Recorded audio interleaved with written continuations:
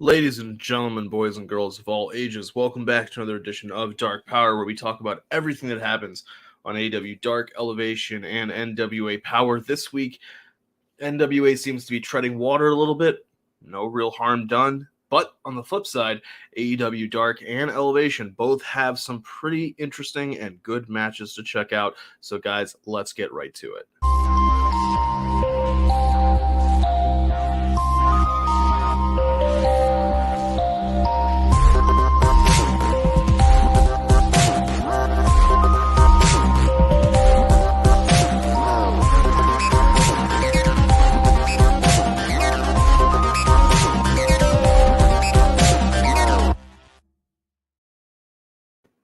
All right, guys, and welcome back. Thank you, as always, for tuning in and tuning into all of the True Heel Heat shows. We appreciate the support. We appreciate those likes, those comments, and especially when you guys subscribe. And if you're up to it, or if you're considering it, consider joining our Patreon. It is $3 a month for the entry-level tier, and we get to do so much more than we're able to do here on YouTube. But speaking of YouTube, every week, as you know, you're watching this show, AEW has Dark and Elevation. And sometimes they're, the matches aren't the greatest. They aren't the longest, but they're designed, there's a purpose behind them. Getting talent TV time, getting talent camera ready, having them perfect their craft in front of crowds.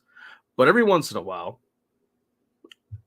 and it's starting to be a little bit more frequent, we are getting some good matches on Dark and Elevation.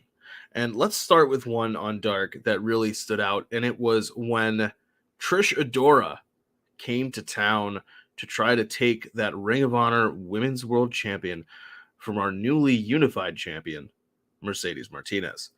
This is kind of a fun throwback to, the old days of Review of Honor or Fusion of Honor with Ness, where we were talking about the Ring of Honor women's division. And Trish Adora was somebody who factored in pretty heavily in those plans that Ring of Honor had. So seeing her here in this match, really cool. Now, there's no real rhyme or reason right now as to why some people are getting title shots for Ring of Honor titles, because we don't know yet exactly what Ring of Honor is going to look like with the return, or once Tony Khan gets them some kind of TV deal. But having matches like this, or the matches that they have for the TV title, etc., they're important because it continues to grow that interest into what Ring of Honor will be. It continues to showcase those titles and show that Ring of Honor really is not dead, that it is going to be something with Tony. Now, this match doesn't go super long. It's about 6 minutes, but it has some nice hard-hitting action. Like I've said, Trish Adora is somebody that we have talked about on Fusion of Honor, on Review of Honor, and she's a really great talent to the ring. So she's going to bring that fight to Mercedes Martinez. It is a bit of a slow match, which is kind of interesting considering it doesn't get that much time. But that's something that I've noticed with Mercedes, is that she favors slower matches. Trish Adora is somebody who can go fast, go slow, medium, whatever speed you want to go. So it meshes well, kind of all right, but it does have a little bit of lulls here and there, especially, which is annoying because they're not being given that much amount of time. But we're highlighting it because title matches on Dark Elevation or on Dark are something that are really, really good for us. But speaking of which, let's talk about another title match that we had. And this one was an absolute banger. This is on Dark, and it's when Wheeler Yuta, member of the Blackpool Combat Club, shout out to my wonderful fiance for getting me this shirt for my birthday a few days ago, putting the Ring of Honor Pure title on the line against the guy he took it from, Josh the Goods Woods, or Josh the Technical Beast Woods. I gotta say, as much as the Technical Beast is a great nickname, Josh the Goods Woods just rolls off the tongue, and I keep wanting to say that first, as you guys probably have noticed, whenever Josh Woods is on Dark. But here he is on Dark, and this match, man, This is a really, really good match. They go 12 and a half minutes, just about. And we know that Yuta isn't losing the title. But I'll be damned if they don't do a pretty good job of putting his title reign in jeopardy. If there's anybody who knows how to beat a pure champion, it's somebody who was a pure champion. And somebody, because you had to beat a pure champion in order to become a pure champion. So Woods has the pedigree. And in this match, he is going to do whatever it takes to try to keep Yuta down. He is going after Yuta's leg. We know that in a pure title match, it does favor submission style wrestling. It does favor that technical ability. He is going to force Yuta to exhaust all 3 of his rope breaks throughout the course of this match. Yuta, on the flip side, is no slouch either, and he's going to be targeting Woods' arm throughout the course of this match. There's a nice moment where it looks like he's going to go for a DDT off the top rope. He's got Woods in the corner. He's holding on to him. It looks like he's going to do kind of a tornado DDT, but instead of going for the head or the neck, he actually, while he's pushing off, grabs onto Josh's arm and is trying to get that shoulder out of the socket. This is a really good match, guys. Check this one out if you have not already. I really enjoyed this one. Yuta gets the win, and afterwards has a quick little promo talking about how he wants to go and bring this this championship into the best of the Super Juniors.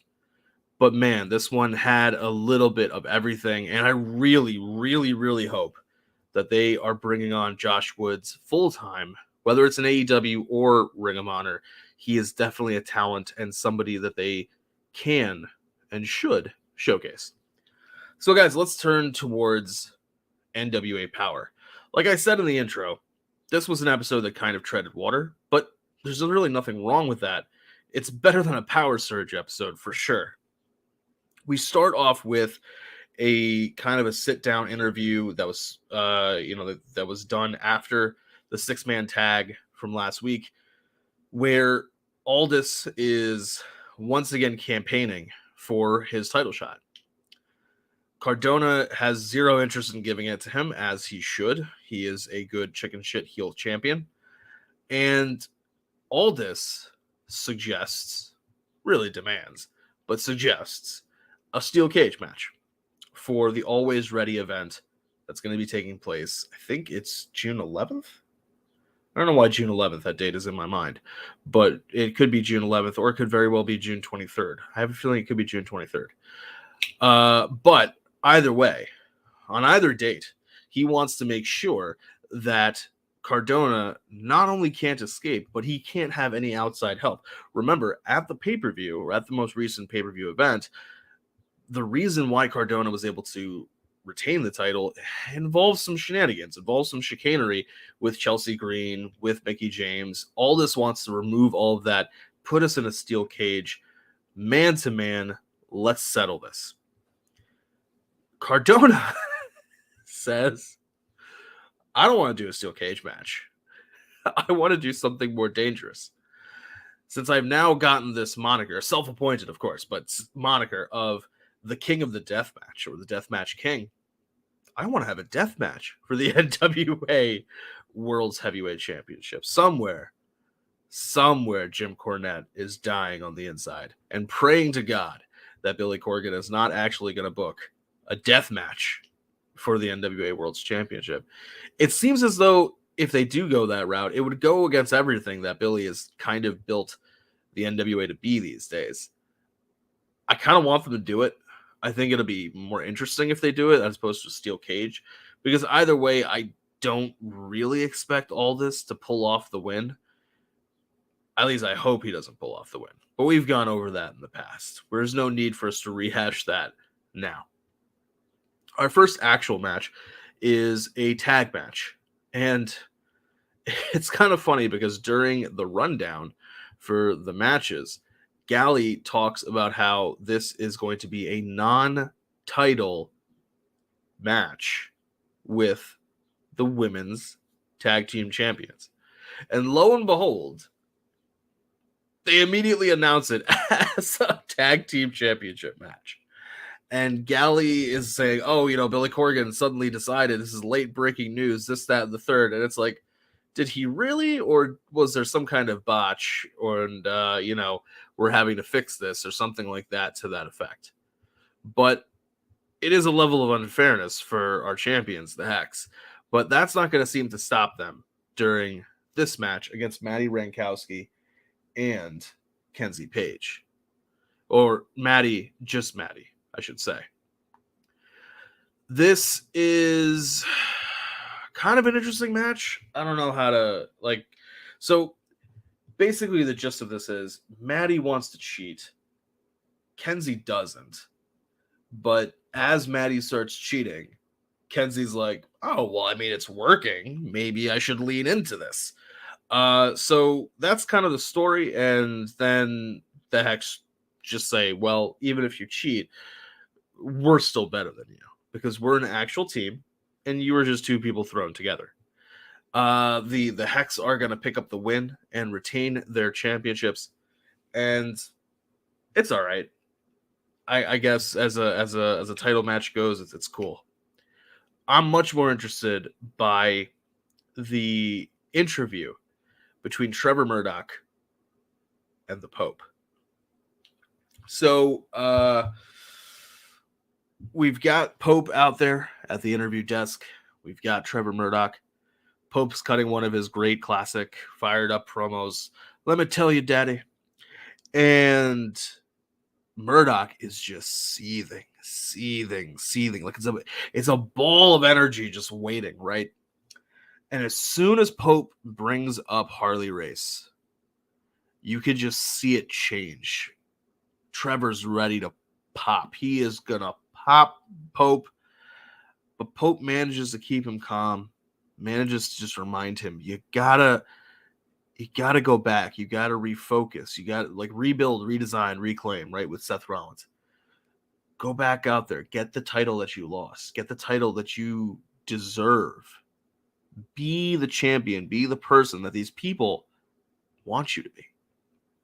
It's a really good promo exchange between the two of them. I mean, Trevor doesn't say shit, but he says volumes with his body language. And I don't know if there's gonna be a match, if the full turn from Trevor will be cemented by him doing something to Pope, but it's gotta be, to me, the most intriguing storyline on Powerrr right now, by far. This takes us to our second match of the night, which is Colby Corino taking on a guy by the name of AJ Kazana. This is a under 5-minute match, but it's worked pretty well.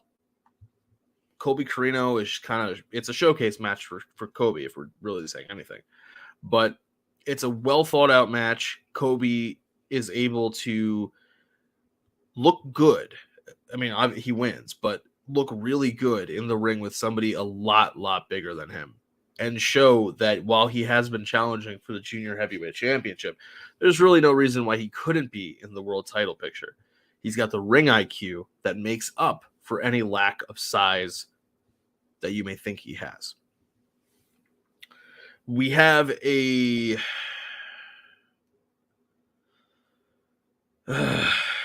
can't believe this is ridiculous. This is so ridiculous. We have a backstage interview segment between Velvet Sky, Velvet Sky, Father James Mitchell, and the Gimp dude. And Angelina's going to show up to kind of continue that, what's going on between Velvet and Angelina.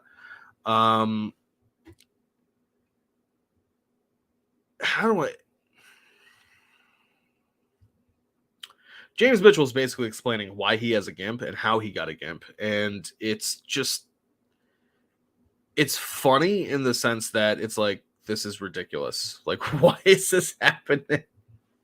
But anyway, the other thing that was kind of intriguing, at least for Velvet, is that we have Tyrus and Austin on commentary. And I got to say, it's an incredible episode just for them on commentary, because Austin doesn't talk about Scion. He doesn't talk about Mims, the Body Slam Challenge. It's actually pretty clean commentary from the two of them. But because of that, Velvet is a backstage interviewer, and Taryn Terrell is going to be there to talk to Velvet. She says she's going to have a surprise. She doesn't actually reveal the surprise, but she does run down Velvet for being a backstage interviewer, continuing this kind of story of what's going on with Velvet. Is everything okay between her and Angelina? She does have that women's title shot in her back pocket. Maybe they're going to go somewhere with it. I don't really know anymore, because I think when I think about it, Billy sometimes just goes such a hard right or hard left from where you think something's going to go that it's like, it's a little ridiculous to try to sit here and spin the wheels, the hamster wheels of ideas, and say, well, this is where it should go, because you just never know.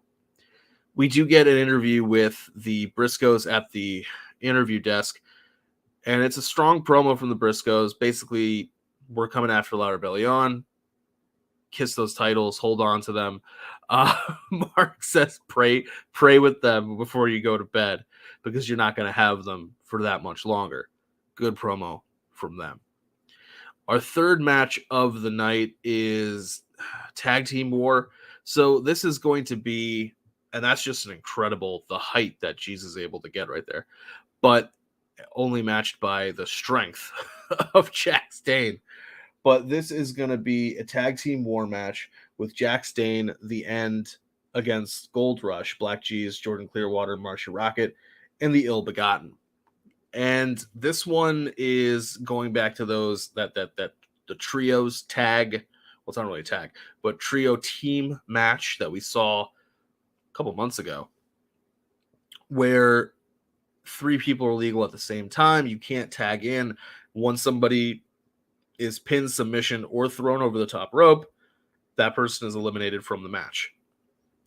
It's about 7 minutes long. Those the two screenshots that I took are probably the highlights of the match. G's getting that freaking high vertical for that drop kick, and then Jack Stane he's going to hit a Samoan drop with Plunkett and with G's. But Dane, Perro, and Odinson are going to pick up the win. There's nothing on the line this time. It's just kind of, we're going to have this match.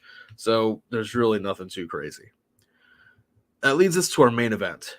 And I don't know if this is necessarily Taryn's surprise, but maybe it is.